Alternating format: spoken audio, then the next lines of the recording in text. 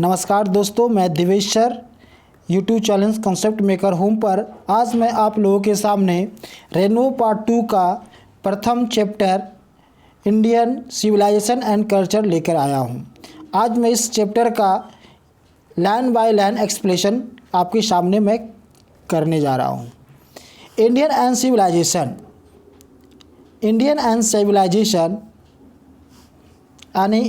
Civilisation and culture, जिसके writer है महात्मा गांधी।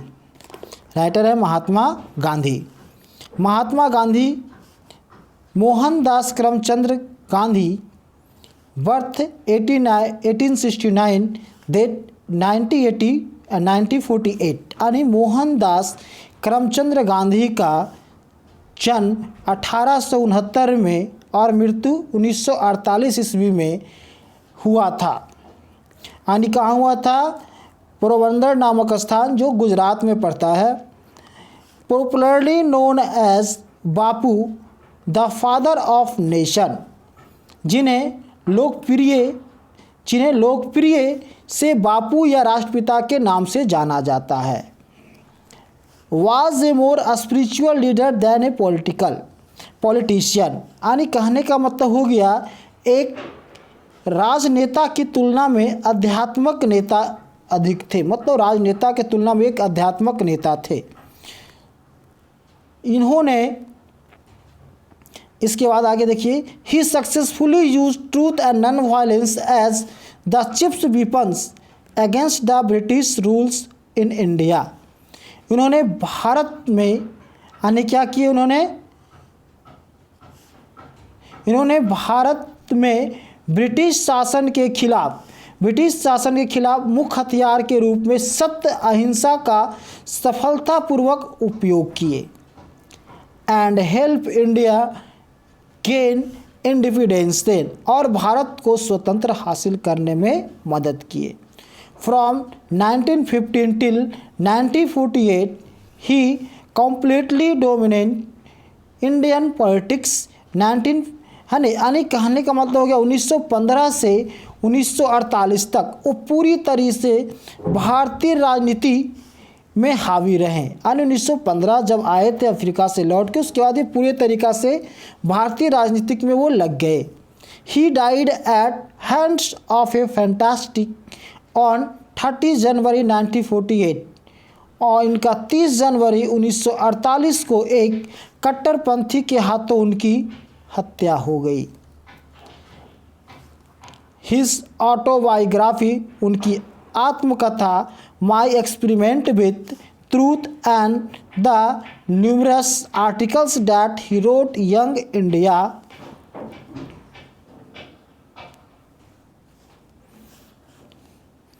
यानी माई एक्सपेरिमेंट विद एंड इन्होंने यंग इंडिया के लिए जो लेख लिखे, and the speeches that he delivered on different occasion, और विभिन्न अवसरों पर उन्होंने जो भाषण दिए। Reveal him not only as an original thinkers but also as a great master of chaste idiomatic English. वे सब उन्हें न केवल एक मूल रूप विचारक के रूप में, बल्कि एक सादगी और मुहावरे अंग्रेजी के बेहतरीन मास्टर के रूप में भी प्रकट करते हैं।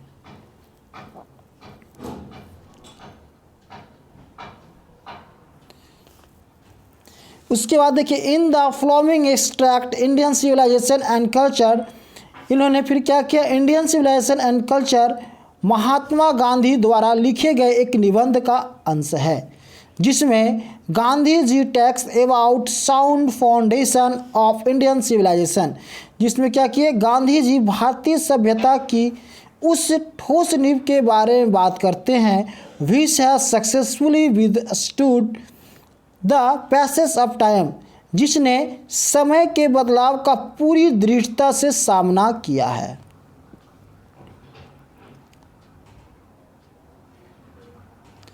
कहने का अर्थ कि इस निबंध में उस बात की चर्चा की गई है जिनकी वजह से समय गुजरने के बाद भारतीय सभ्यता अस्तित्व में है। The western civilization which has tendency to privileged material cannot match the Indian civilization that evolved moral beings। यानी भौतिकता को पोषित करने वाले पश्चिमी सभ्यता की नैतिकता को बढ़ावा देने वाली भारतीय सभ्यता से तुलना नहीं है। आपका आप चैप्टर में आते हैं, मेन चैप्टर यह आपका राइटर के बारे में था। अब नया चैप्टर आपका आता है, यानी मेन चैप्टर आपका आता है इंडियन सिविलाइजेशन एंड कल्चर, भारतीय सभ्यता एंड संस्कृति का। देखिए अंश है क्या है, आई बिलीव, मेरा मानना है, that the civilization India has evolve, कि भारत ने जो सभ्यता विकसित की है, is not to be beaten in the world, वो दुनिया में अपराजय है, मतलब वो किसी से पराजित नहीं हुआ है। Nothing can equal the seed sown by our ancestors, कोई भी चीज़ हमारे पूर्वजों द्वारा बोए गए बीजों की बराबरी नहीं कर सकती। रोम वेंट, रोम गुजर गए, Greece shared and same fate, Greece ने वही भाग्य साझा किया। The might of the Pharaohs यानी फारस वाज द ब्रोकन, फारस की ताकत टूट गई। Japan has become westernize, Japan पश्चिमी हो गया। Of China's nothing can be said, चीन के बारे में कुछ भी नहीं कहा जा सकता। But India is still somehow or other sound at the foundation, लेकिन भारत अभी भी किसी तरह नींव पर टिका है। The people of European learn their lesson from the writing of the man of Greece और रोम। द पीपल यानी कि यूरोप के लोग ग्रीस रोम के लोगों के लेखन से अब सब अपने सबक सीखते हैं। Which exist no longer in their former glory, यानी जो अब अपने पुराने वैभव में अस्तित्व में नहीं है। In trying to learn from them, उसने सीखने की कोशिश की। द यूरोपियंस इमेज, यूरोपियन लोग कल्पना करते हैं that they will avoid the mistakes of Greece and Rome, कि वे ग्रीस और रोम की गलतियों से बचेंगे। Such is the pitiable condition, ये दयनीय स्थिति है।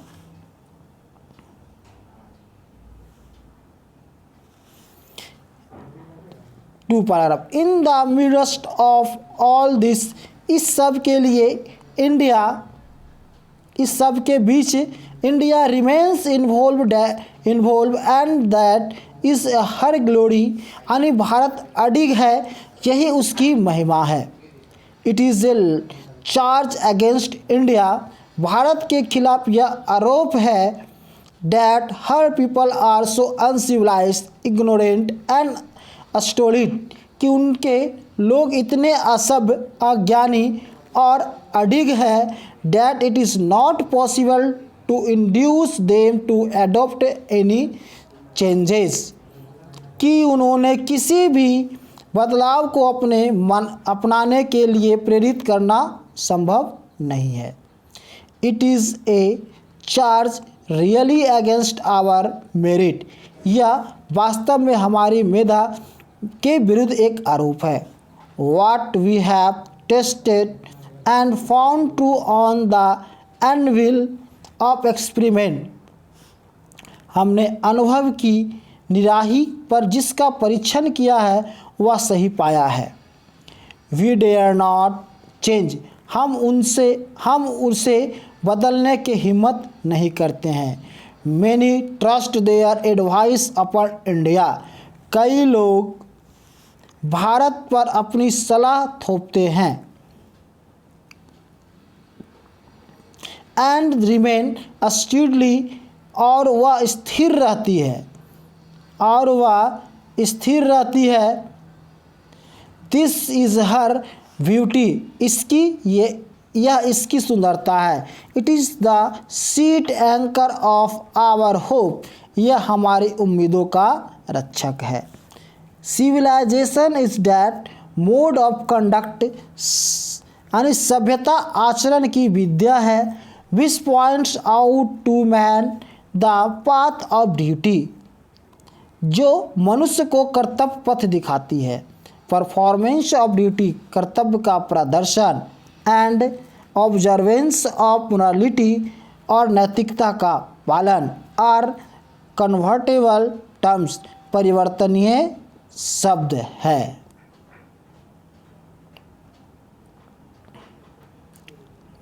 ऑब्जर्व मोरालिटी यानी नैतिकता का पालन is to attain mastery over our mind and our passions, हमारे मन और हमारी वासना पर महारत हासिल करने जैसा है। सो डूइंग, ऐसा करते हुए, वी नो आवर सेल्फ, हम खुद को जान पाते हैं। The Gujarati equivalent for civilization mean good conduct, यानी सभ्यता शब्द के गुजराती समकक्ष का अर्थ है अच्छा आचरण। If this definition we correct, यदि यह परिभाषा सही है, देन इंडिया, तो भारत को, as so many writers have shown, जैसा कि कई लेखकों ने बताया है, has nothing to learn from anybody else, किसी और से कुछ नहीं सीखना है। And this as it should be, और यह वैसा ही है जैसा कि इसे होना चाहिए। Paragraph 5, we notice that he mind is a restless bird, हम पाते हैं कि मन एक बेचैन पक्षी है। The more it gets the more its wants, जितना अधिक हासिल करता है उतना अधिक चाहता है, यानी जो लोग देखिएगा जितना उसके पास रहेगा उतना और अधिक पाने की कोशिश करता है।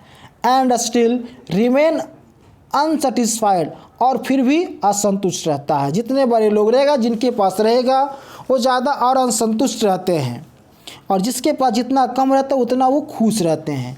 The more we indulge in our passions, जितना हम अपनी वासनाओं में लिप्त होते हैं, द मोर अनब्रीव्ड दे बिकम, वे उतने ही वे लगाम होते जाते हैं। Our ancestor therefore set a limit to our indulgence, इसलिए हमारे पूर्वजों ने हमारे भोगों की सीमा तय की थी। They saw that happiness was largely A mental condition, उन्होंने देखा कि खुशी काफ़ी हद तक एक मानसिक स्थिति है। A man is not necessary happy because he is rich, एक आदमी अमीर है तो ज़रूरी नहीं है कि वह खुश हो, और unhappy because he is poor, यह वह गरीब जो जरूरी नहीं है कि दुखी हो। The rich are often seen to be unhappy, the poor to be happy, अक्सर अमीर दुखी और गरीब खुश दिखते हैं। मिलियंस भी ऑलवेज रिमेन पुअर, लाखों लोग हमेशा गरीबी ही रहेंगे। ऑब्जर्विंग ऑल हिज, ये सब देखते हुए, our ancestor dissuaded us from luxurious and pleasures, हमारे पूर्वजों ने हमें विलासिता और सुख से दूर रखा है। We have managed with the same kind of plough as existed thousand of years ago, हमारे हजारों साल पहले चले आ रहे हलों से काम चलाते रहे हैं।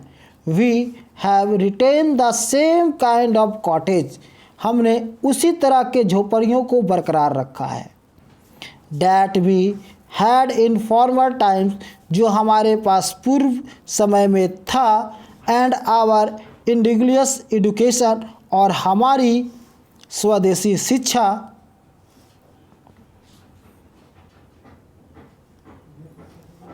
Remain the same as before, पहले जैसी ही है। We have no system of life corroding competition, हमारे यहाँ जीवन का क्षरण करने वाली प्रतियोगिता की कोई व्यवस्था नहीं थी। Each followed his own occupation or trade and charge a regular wage, सभी अपने स्वयं के व्यापार अनुकरण करते और एक नियमित मजदूरी लेते हैं। इट वॉज नॉट, ऐसा नहीं था, that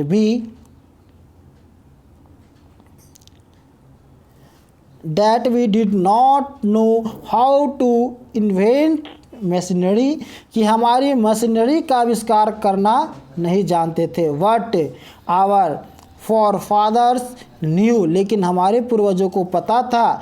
that if we set our hearts after such things, कि अगर हम इस तरह की चीज़ों के पीछे अपना दिल लगाएंगे, we would become slaves and lose our moral fibres, तो हम इनके गुलाम बन जाएंगे और अपने नैतिकता सूत्र को खो देंगे।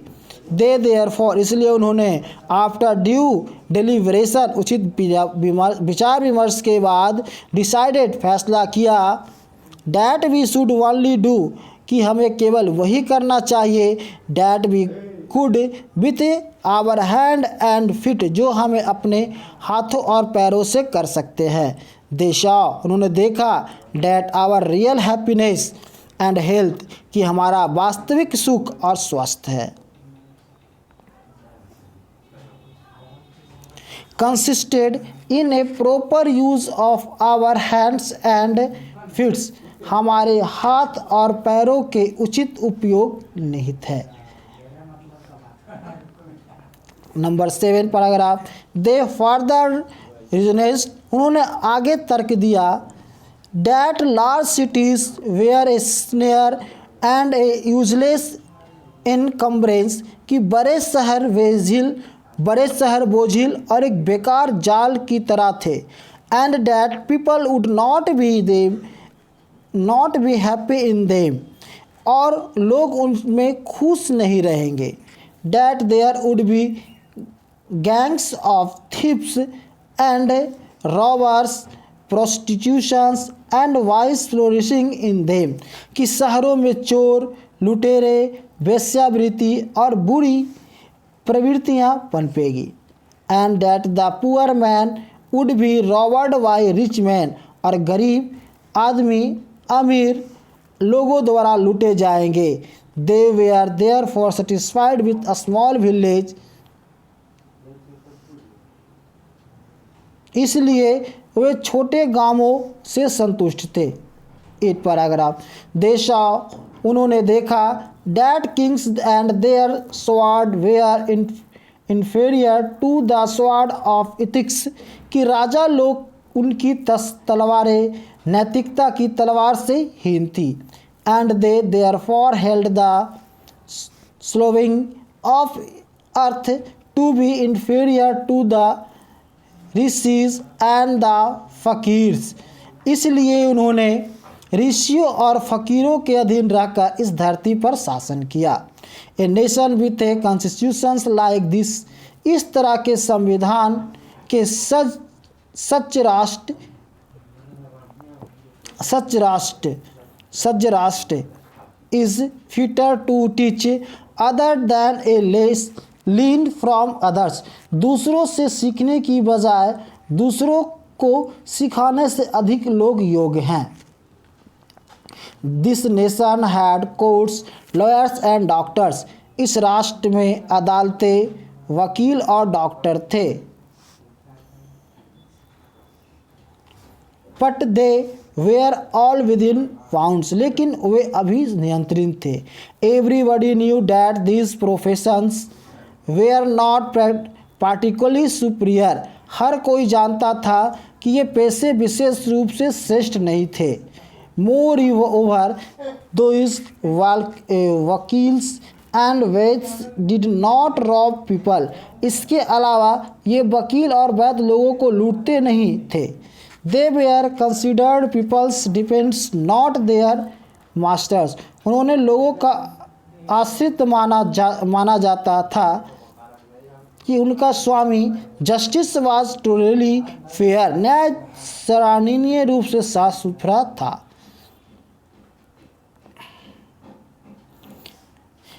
दोस्तों आज मैं आप लोगों के लिए इतना ही पैराग्राफ तक। नेक्स्ट वीडियो आपके अगले क्लास में आपको दिया जाएगा। इसके लिए जय हिंद, जय भारत। फिर आप लोगों को अगले वीडियो में मिलते हैं।